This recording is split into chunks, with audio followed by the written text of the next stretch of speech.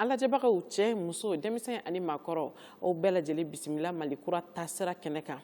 Nin ye ORTM ni a dɛmɛbagajɛkulu ka kɛnɛ kɛrɛnkɛrɛnnen sigilen ye k'a yira aw la k'a fɔ ko camancɛ fanga gouvernement u bɛ wuli ka jɔ la walasa Mali ka kɛ an bɛɛ lajɛlen sago ye. O kumana minnu b'an lajɛla Mali kɔnɔ Mali kɔ kan aw bɛɛ lajɛlen ni ɲankuma. Ministre min b'an bolokɔrɔ o de ye sariyako ministre ye. Monsieur le ministre i ni ɲankuma. Kɔri baasi t'i la? Baasi tɛ n na. Alhamdulillah. Nin baaraw kalifalen bɛ ne ni Amadu Jalo ma bi. Amadu Jalo i ni ɲankuma. An b'a ɲankuma. I bisimila. Saha. Monsieur le ministre, laadala ni maa o maa sigira i ka sigiyɔrɔ in kɔnɔna la an b'o tigi ɲininka camancɛ fɛn okumu kɔnɔna la baara jumɛnw de kalifalen bɛ e ka ministeriso ma. Donc n b'i fo k'i waleɲuman dɔn n bɛ ORTM mɔgɔw bɛɛ fo ani an lamɛnbagaw ani an filɛbagaw n b'u bɛɛ fo. Donc camancɛ fanga in hukumu kɔnɔ baara min kalifalen don ministre de la justice la o ye sariyasow kasow sariya tigɛko ɲuman ani adamadenya hakɛ waliyali. Donc a ɲin'an fɛ an ka fɛɛrɛ bɛɛ kɛ pour que maliyɛnw u ka se ka da u ka justice la pour que adamadenw bɛɛ ka kɛ kelen ye kiirisow la. Donc o de ɲininen don an fɛ ka yuruguyurugu fana kɛlɛ ni barika ye. Donc ɲanginibaliya an k'o fana kɛlɛ. I bɔra k'a fɔ ko e ka baara kɔnɔna la a ɲininen bɛ i fɛ i ka baara kɛ yaasa maliyɛnw bɛ se ka da u ka kiiritigɛso la. O b'a jira k'a fɔ ko maliyɛnw kun jigi tigɛra dɔɔni kiiritigɛso la. Ayiwa an bɛ yɔrɔ min na komi bi Mali kiiriko e y'a ɲɛmaa ye a bɛ dakun jumɛn na bi? Mali kiiri an ye baara ta waati min na an nana sɔrɔ insécurité bɛ yɔrɔ caman na. Donc centre ani nord yan fan fɛ. Donc kiiriso caman kun tɛ ka se ka baara kɛ. Donc u bɛɛ repliera ka na capitale régionale la ani dɔw yɛrɛ nana fo Bamako yan. Donc o gɛlɛya fɔlɔ kun bɛ yen de telle sorte que mɔgɔw kun tɛ se ka u ka hakɛw lawaleya kiirisow la parce que kiiritigɛlaw tɛ kɛnɛ kan. Donc gɛlɛya filanan min kun bɛ yen justice fanfɛla la. Donc mɔgɔko b'an na. Donc ni ko mɔgɔko ressources min b'an bolo bi na juge 500 ani juge 32 de b'an bolo. An ka kiirisow o ye kiiriso 70 ye. Bon n'i y'a jateminɛ ka fɛngɛ Mali population na a bɛ comme maa ba 38 juge kelen kan ka occuper o bɛɛ de la. Donc n'i y'a lajɛ ratio in c'est très faible o ma nɔgɔ. Bon an ka sariya senw fana caman bɛ yen min ma faamuya an ka mɔgɔw fɛ. Donc ça veut dire que an ka sariyaw ma diffuser pour que bɛɛ ka se ka sariya dɔn bɛɛ ka se ka justice taabolo dɔn. Bon et puis fana o la ni kiiri tigɛra bon dɔw hakili la u jo b'a la k'a sɔrɔ n'i y'a lajɛ sariya yɛrɛ kɔnɔna na u jo t'a la mais u tɛ sɔn u jo t'a la. Bon a dɔw fana bɛ jugew greffiers avocats notaires ani huissiers la olu fana bɛ comportement dɔ ta min bɛ se ka na ni siga ye justice kan. Bon dɔw b'a kɛ comme justice sariya ko tɛ mais yɛrɛ ko don. Donc a bɛ kɛ comme u bɛ k'u sago de boli mɔgɔw kan mais u tɛ ka sariya boli mɔgɔw kan. Ani yuruguyurugu ko fana bɛ se ka sɔrɔ a ko la. Bon problème wɛrɛ min bɛ yen an ka société kɔnɔna na intervention barika ka bon kojugu. Donc hali intervention man ka kɛ yɔrɔ minnu na mɔgɔw bɛ na intervention kɛ. Hali ni mɔgɔ fagara sisan a dalen don joli kɛnɛ na muru bɛ a fagabaga bolo dɔw bɛ na k'a fɔ a ye fɛɛrɛ kɛ vraiment a ye sabali. Donc là c'est difficile à comprendre. Je crois que ko dɔw bɛ yen hali ni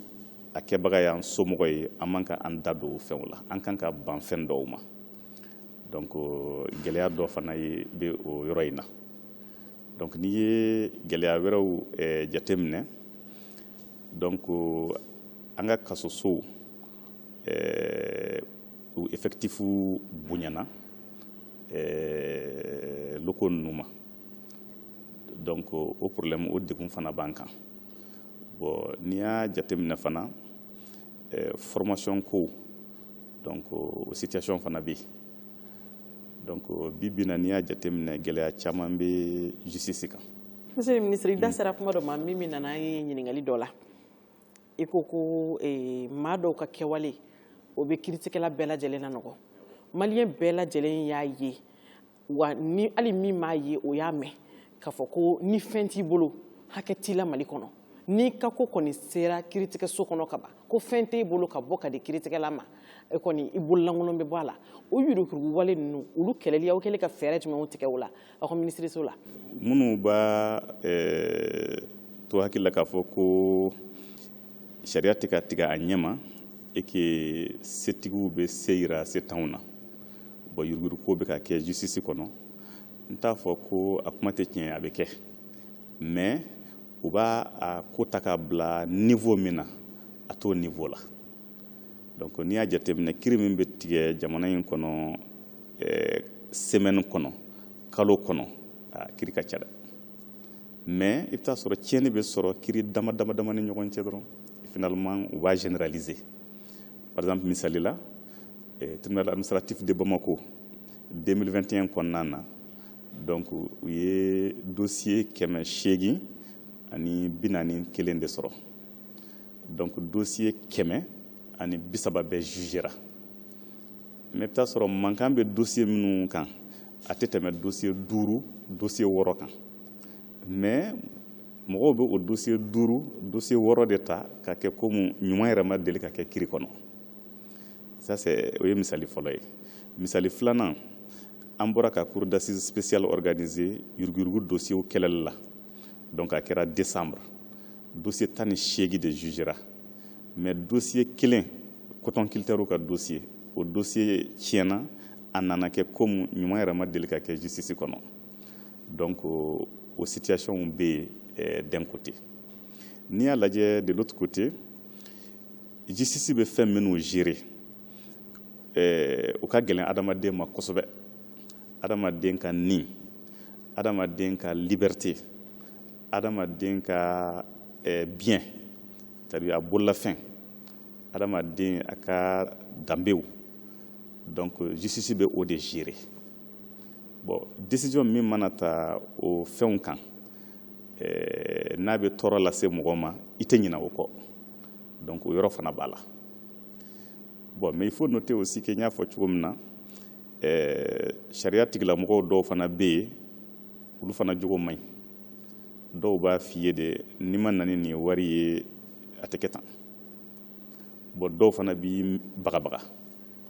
bon dɔw bɛ da dɔw kɔ kan ka kiiri tigɛ ka da jaw la o situation bɛɛ bɛ yen bon maintenant an ye fɛɛrɛ minnu ta pour que k'o bɛɛ kɛlɛ o ye ka contrôle intensifié donc an y'a ɲini service bɛɛ fɛ donc tribunaux a chefs bɛɛ fɛ u k'u ka autorité exercer agents kan u ka contrôle kɛ waati bɛɛ u ka contrôle kɛ acte ninnu bɛɛ kan donc ça c'est un premier élément maintenant ni fɛnw fana signalera min ni sariya tɛ ɲɔgɔn ta an bɛ inspection des services judiciaires bila ka taa u ka taa enquête kɛ k'a lajɛ est-ce que kow kɛra a ɲɛma walima kow ma kɛ a ɲɛma bon n'an y'a ye fiɲɛ b'a la a tigi kan ka traduit ayiwa an b'a traduit conseil de discipline na n'a kan ka poursuit fana an b'a poursuit kiiritigɛlaw u tɛ sariya sanfɛ u bɛ se ka kiiri donc dossier caman fana bɛ sen na donc hali mercredi tɛmɛnen donc u tun kan ka statuer dɔ ka comportement na par rapport au conseil de discipline donc a dossier reportera ka bila le 15 dossier caman fana bɛ sen na enquête caman bɛ sen na enquête minnu banna o dossier fana bɛna programmer pour que mɔgɔ minnu ka comportement ni sariya ma ɲɔgɔn ta olu ka se ka kiiri sur le plan disciplinaire o ni ɲangini min ka kan o ka se ka appliquer donc an bɛ ka fɛɛrɛ bɛɛ kɛ pour que minnu bɛ ka comportement dɔw ta min ni sariya tɛ ɲɔgɔn ta pour que u ka se ka ɲangi u ka se ka sensibiliser mais an bɛ ka disposition fana ta ka sensibilisation fana kɛ n'a y'a jateminɛ donc n sera juridiction caman na donc je crois juridiction 14 donc tribunaux 14 ne sera yen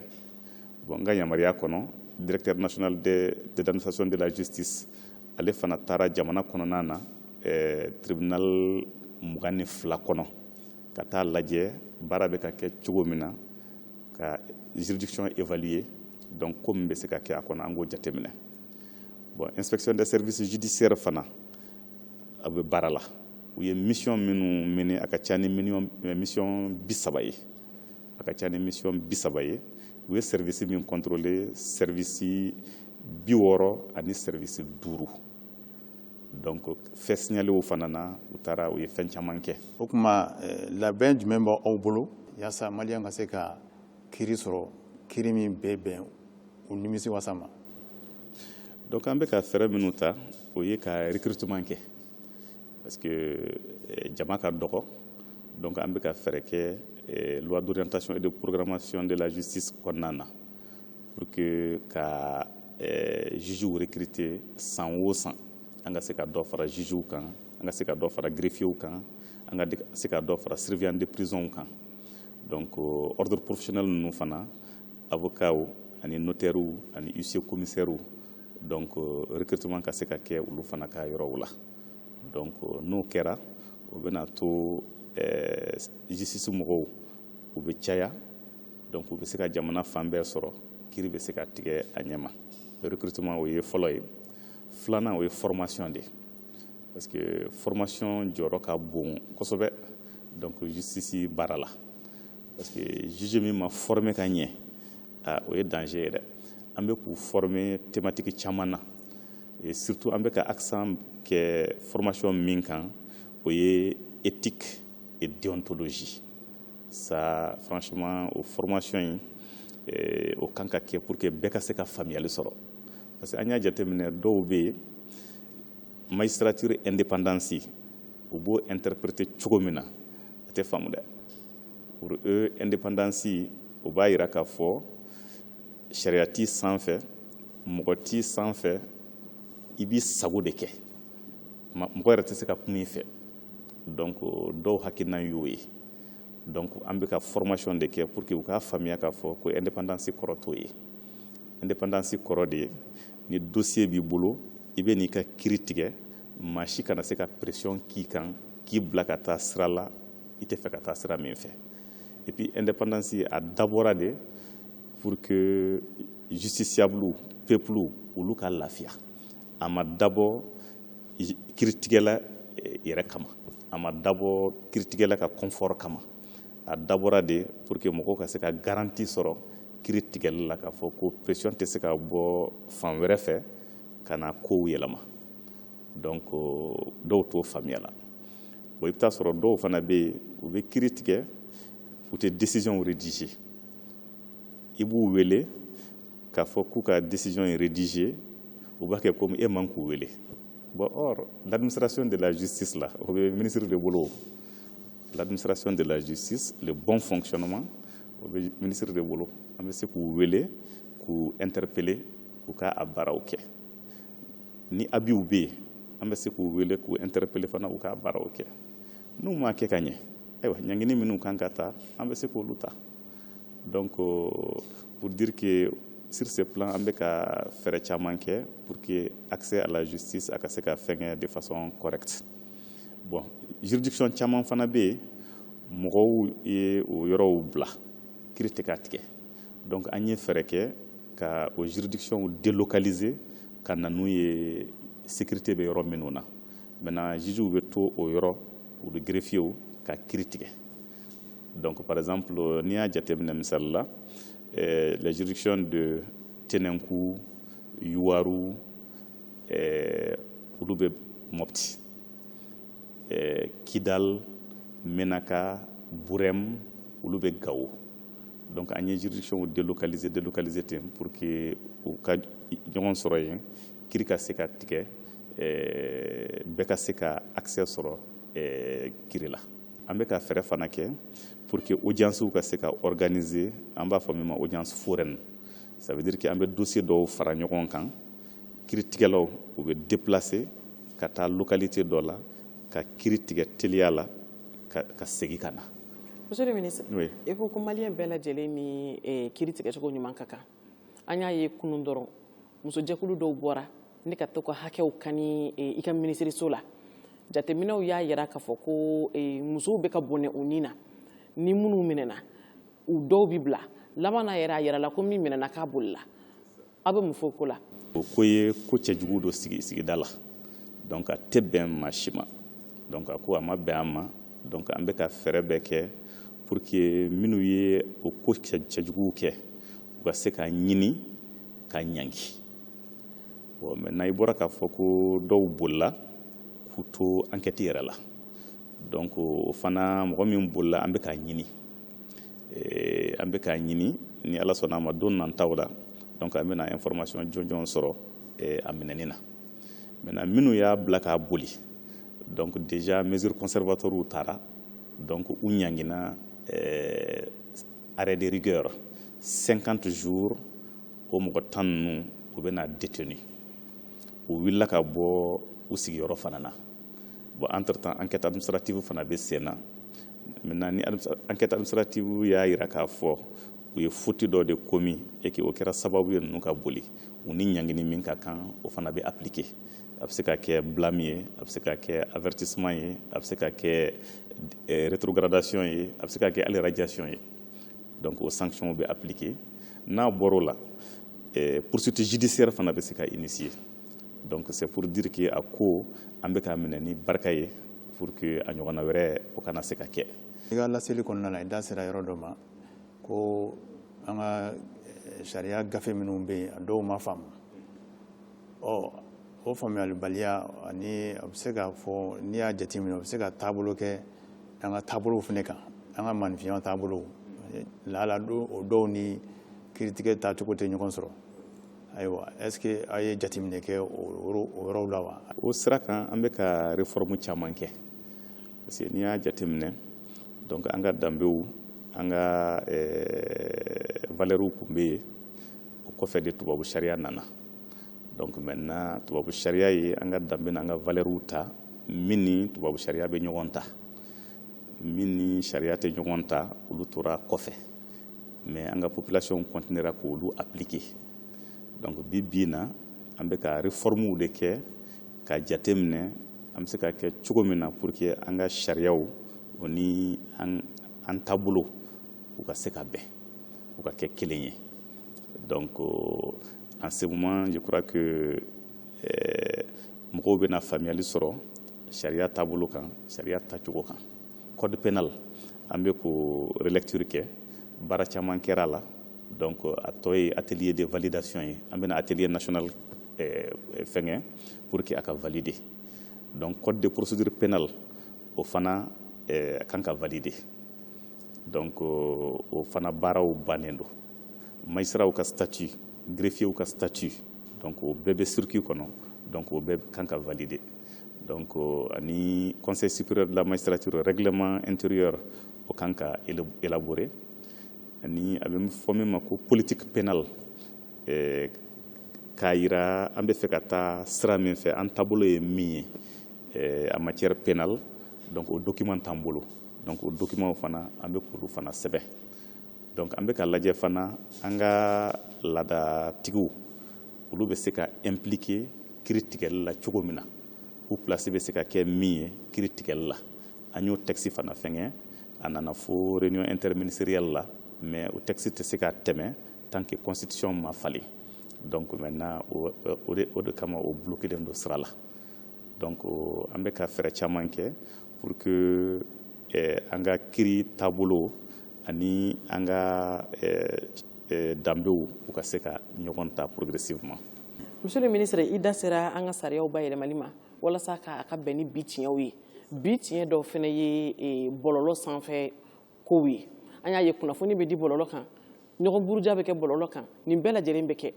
an y'a y'aw kɛlen ka wuli ka jɔ kɛ walasa tribunal yɛrɛ ka sigi a kama nka malidenw bɛ fɛ k'a faamuya o tribunal ka baara bɛna kɛ mun ye wa a baaraw bɛna se ka lawaleya ka bɛn ni hakɛ jumɛn ye. D'accord, n b'i fo o ɲininkali la parce que o ye ko ye min ka gɛlɛn an ma kosɛbɛ parce que n'i y'a jateminɛ bɔlɔlɔ au lieu que a ka kɛ mɔgɔw nafasɔrɔ sira ye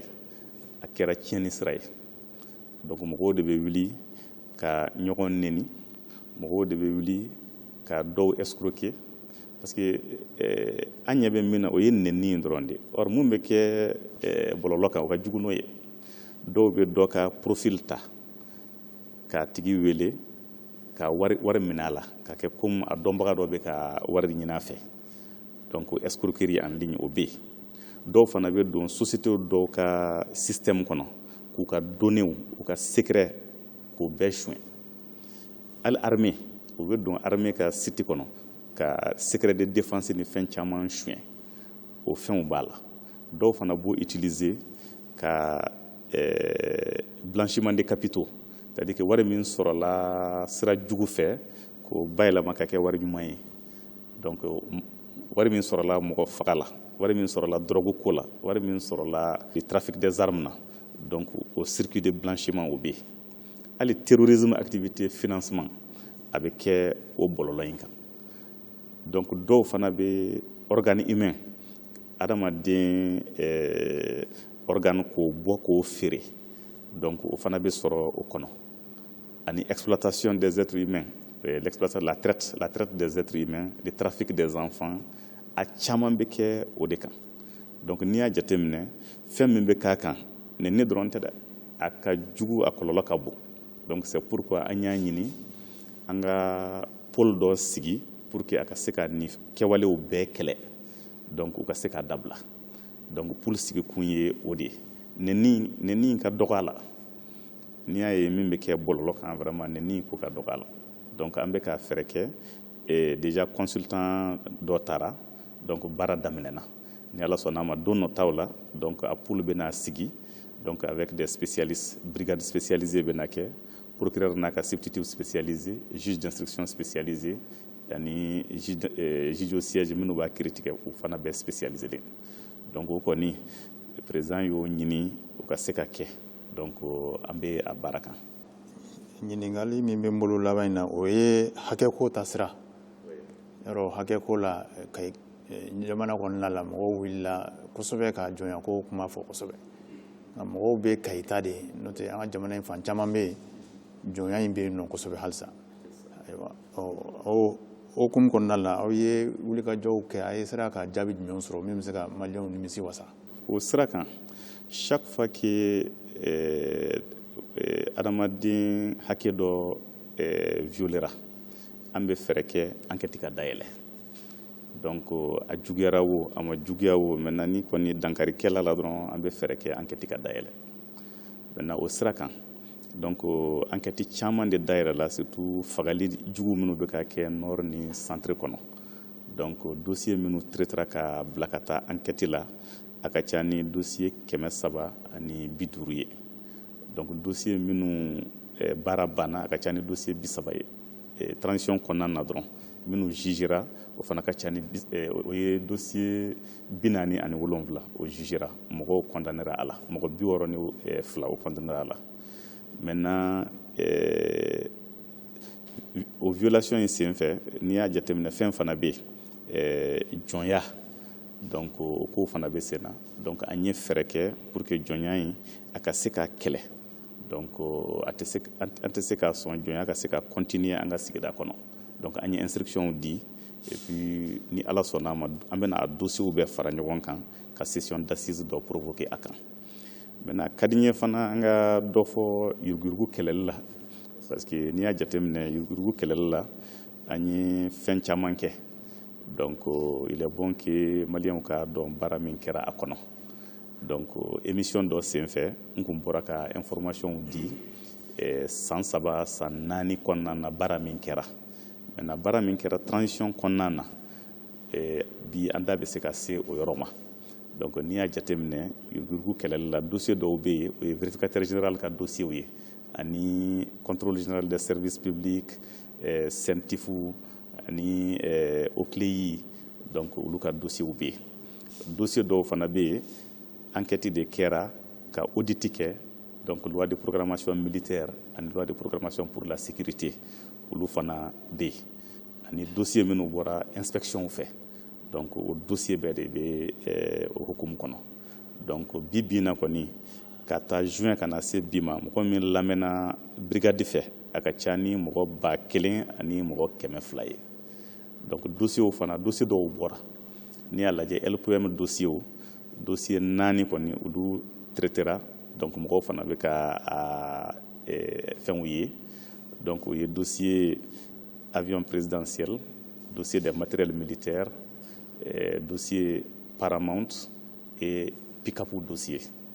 donc o dossier kɔnɔna na ni y'a lajɛ mɔgɔ 18 olu minɛnen don sɔrɔdasiw b'a la opérateur économique b'a la administration mɔgɔw b'a la mandat d'arrêt o fana lancera mɔgɔ 5 kama a tɔw bɛ kɔfɛ donc o kow bɛ ka kɛ o cogo la bon maintenant an bɔra ka audience spéciale des cours d'assises kɛ au mois de décembre o hukumu na dossier 18 de jugera donc dossier 18 mɔgɔ 47 jugera donc mɔgɔw ye remboursement min kɛ o dossier kɔnɔna na a bɛ taa fɔ miliyari 1 ani miliyɔn 100 amende minnu prononcera a ka ca ni miliyɔn 600 ye donc dommage intérêt o fana ka ca ni miliyɔn 200 ye donc o bɛ prononcera o kɔnɔ o dossier ninnu kɔnɔna na fana min ye caution ye o ka ca ni miliyari 8 ye o bɛɛ sɔrɔla o dossier kɔnɔ donc mais n'i y'a jateminɛ o audience spéciale in senfɛ comme je le disais dossier coton culture ka dossier o tiɲɛna dɔrɔn mɔgɔw ye nin bɛɛ bila kɛrɛfɛ or baara caman kun kɛra a kɔnɔ donc pick-up dossier fana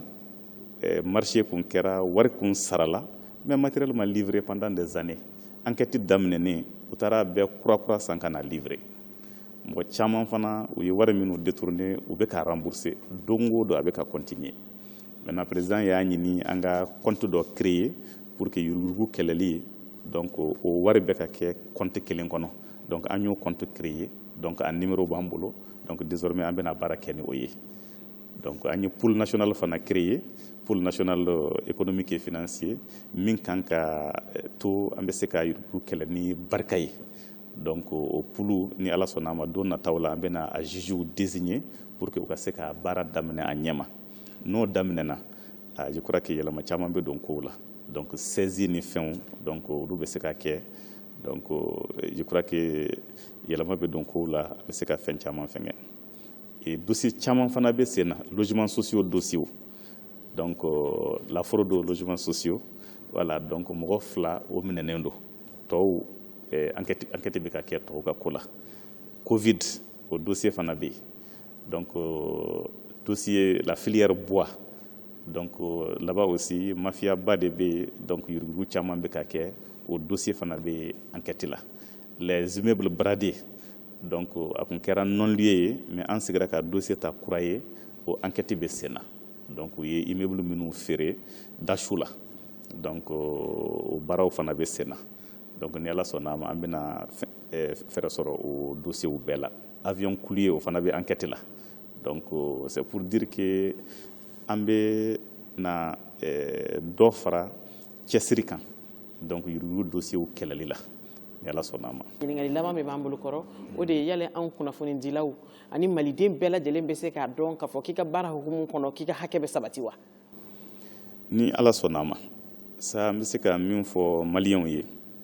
donc justice an bɛɛ kungo don donc an ka fɛɛrɛ kɛ an k'an bolo fara ɲɔgɔn kan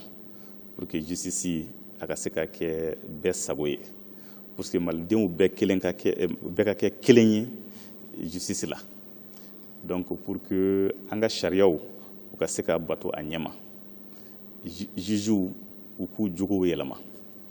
n bɛ min ɲini peuple fana fɛ olu fana k'u jogow yɛlɛma parce que en réalité n'i y'a mɛn ko dɔ corrompulen don c'est que corrupteur dɔ bɛ yen donc mɔgɔ 2 de bɛ corruption ko kɛ donc u ka fɛɛrɛ kɛ corruption ko in dɔ ka bɔ a la administration de la justice kɔnɔna na an bɛ ka baara caman kɛ pour que ko caman ka tilen donc o sen fɛ n'u ye ko minnu ye minnu ni sariya tɛ bɛn u bɛ se ka signaler parce que ko caman bɛ kɛ justice tɔgɔ la ka sɔrɔ an yɛrɛ t'a kalama k'a ko kɛra donc ni abus don il est bon que an ka bɔ a kalama an ka se k'a redresser donc justice n'i y'a lajɛ an bɛ baara min na mɔgɔw bɛ tiɲɛni yɔrɔ de kɔlɔsi n'o tɛ baara ɲuman min bɛ ka kɛ mɔgɔw t'o jateminɛ yuruguyurugu kɛlɛli n'i y'a lajɛ a nana ni tilennenya ye yɔrɔ caman kɔnɔ recette caman bɛ yen dɔ farala kan parce que mɔgɔw tun bɛ min ta u ye dɔ bɔ a la u tun bɛ ko dɔw kɛ u tɛ sɔn o ma bilen mɔgɔw tun bɛ ko dɔ kɛ k'a fɔ n bɛ n sago kɛ foyi tɛ bɔ a la je crois que yɛrɛ sago kɛ dɔ bɛ ka bɔ o fana na donc jugew fana u ka comportement bɛ ka falen greffiers avocats caman ka comportement bɛ ka falen parce que u b'a dɔn n'i ye ko dɔw kɛ n'an bɔra kalama vraiment ɲangini bɛ se ka y'a la donc yɛlɛma bɛ ka don dɔɔni dɔɔni donc u ka d'an na u k'an dɛmɛ an ka jɛ ka an ka justice dilan donc o la an bɛ se ka taa ɲɛ inchallah. Monsieur le ministre ni ce Amadu Jalo i ni ce an ka baaraw kuncɛ kuma sera an lajɛbagaw an ye nin de sɔrɔ ka da aw tulo kan an ka jamana kiiriko ani jamanaden bɛɛ lajɛlen ka hakɛ la sabatili hukumu kɔnɔ aw kan bɛn